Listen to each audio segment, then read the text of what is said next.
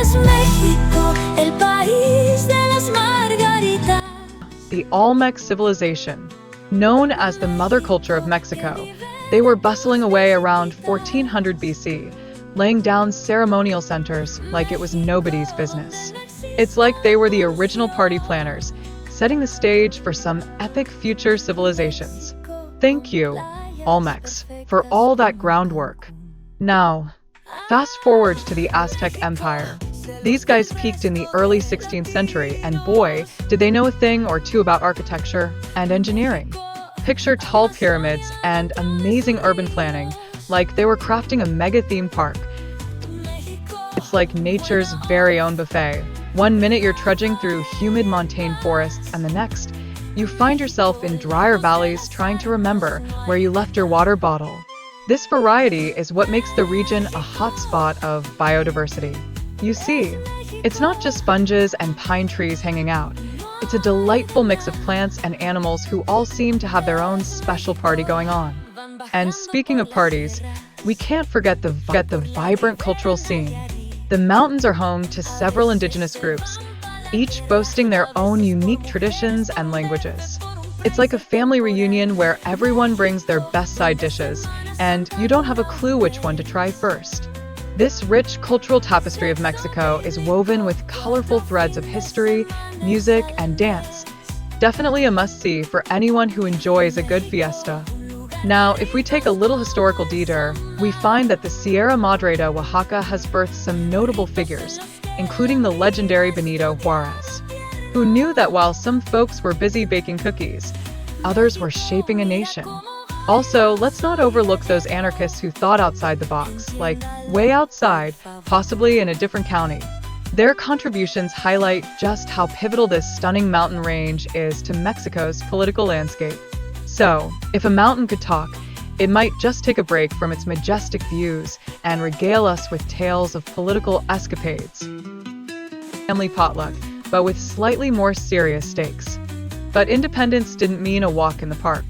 The early years were marked by intense power struggles between liberal federalists and conservative centralists, making Mexico's political scene more thrilling than a telenovela.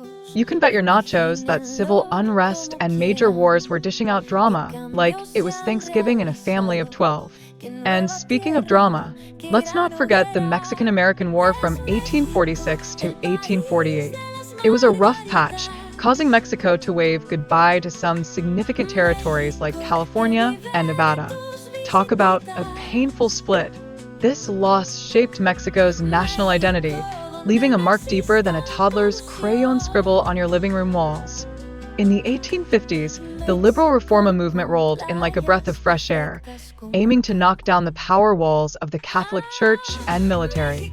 But just when they thought they had things sorted, a conservative backlash emerged, complete with foreign intervention. It was like a family reunion that turned into a heated debate over whose potato salad was the best. And let's talk about colors. The Mexican national flag is a lively trio of vertical stripes, green for hope, white for peace, and red for bravery. Kind of like a fresh fruit salad, but way more symbolic. These colors are like the essential ingredients of Mexican identity, showing off a national pride that could fill a piñata. Now, the coat of arms? It features an eagle on a cactus, a symbol straight out of Aztec legend about finding a new home. It's like a reality show where the eagle finds the perfect spot to settle down and call home sweet home. This image? A real family heirloom, central to Mexican heritage and stories passed down through generations.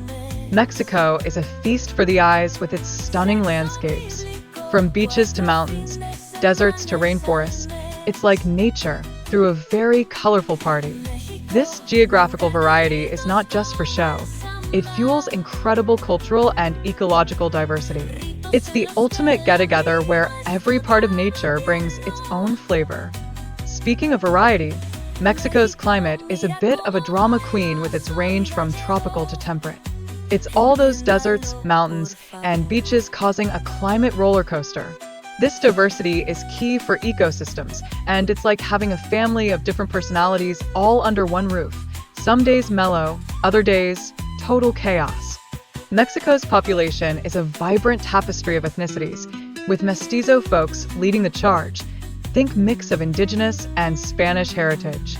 This cultural blend spices up the country's traditions and social dynamics. It's like the ultimate family recipe, where every ingredient adds a little something special. Now, about language. Almost 94% of Mexicans speak Spanish, making it the go-to language at family reunions.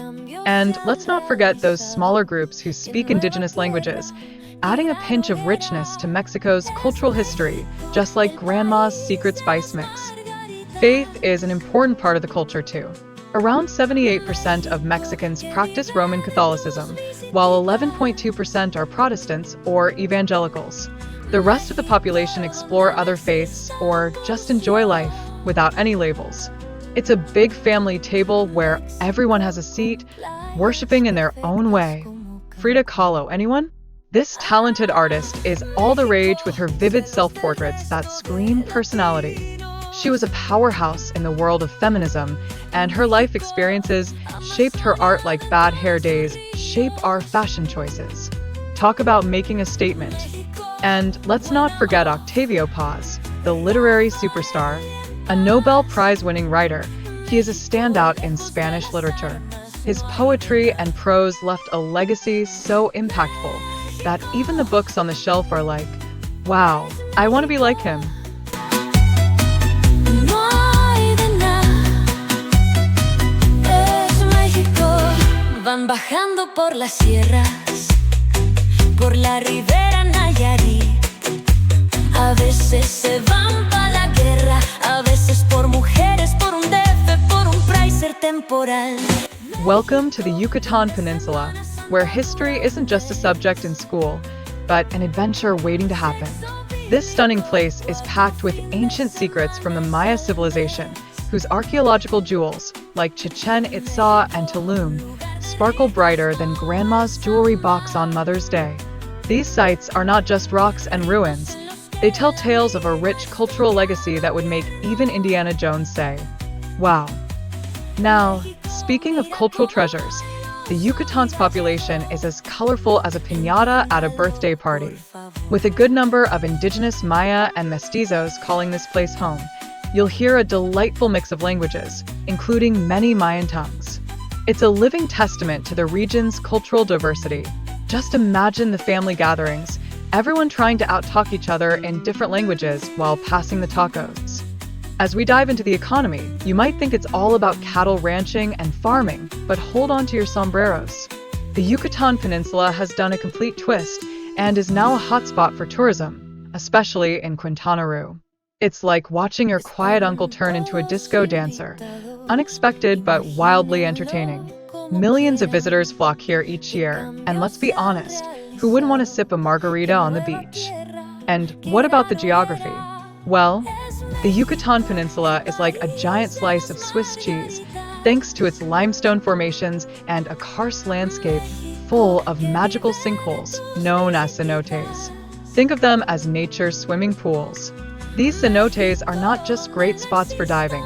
Watch out, cannonball contests coming up. They're also vital for getting fresh water. So, if you see someone dramatically diving into one, they're just trying to help the environment, right?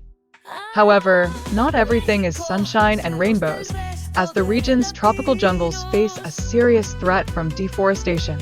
Imagine the biggest continuous tracts of rainforest being reduced to mere patches, like a family pie that someone forgot to cut evenly. This could spell trouble for the incredible biodiversity, making even the toucans and tapirs grumpy, and that's no fun at all. Lastly, let's not forget that the Yucatan Peninsula sits right in the Atlantic hurricane belt, and if you were wondering, yes, that means it's like having front row seats to nature's wildest shows. These severe storms can throw a wrench in tourism and local infrastructure. It's like your plans for a beach day are ruined by your cousin's spontaneous karaoke performance, surprising and a little chaotic, but you can't help but laugh and cheer them on. Welcome to the lush and lively land of Chiapas, where the sun shines brighter than Aunt Edna's smile at Thanksgiving dinner. This delightful region is often referred to as Mexico's breadbasket. And why, you ask? Well, it's got a tropical climate that's so nice, you could almost hear the crops singing. We're ready to grow.